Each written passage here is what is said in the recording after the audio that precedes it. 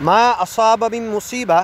جو کوئی دنیا میں مصیبت تمہیں پہنچتی ہے، فی الارض، اس زمین کے اندر، ولا فی انفسکم، یا تمہارے بدن، تمہارے نفس، جان، مال، تن من دھن میں، الا فی کتاب، وہ تمہیں پہنچنے سے پہلے کتاب میں پہلے سے لکھی ہوئی ہے، من قبل ان نبرأہا، اس کے وجود میں آنے سے پہلے اللہ سچا مالک اسے جانتا تھا، اسے اپنے پاس تقدیر میں الکتاب میں لکھ کر رکھا ہے۔ ان ذالک علی اللہ یسیر، اور ہونے سے پہلے لکھ دینا اللہ کے لیے اتنا ہی آسان ہے جتنا ہونے کے بعد تم اپنی آنکھوں سے دیکھ کر یاد رکھتے ہو، بیان کرتے ہو اور کسی کو بتاتے ہو،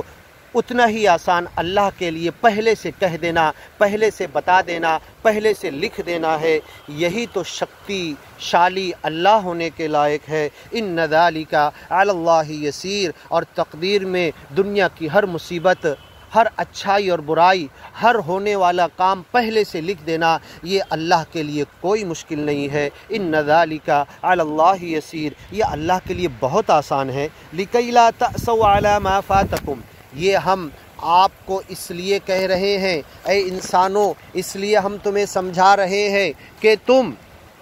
افسوس مت کرو اگر کوئی نقصان ہو جائے، کوئی چیز فوت ہو جائے، کوئی تمہیں تکلیف دکھ پہنچ جائے، تن من دھن میں کچھ نقصان کمی ہو جائے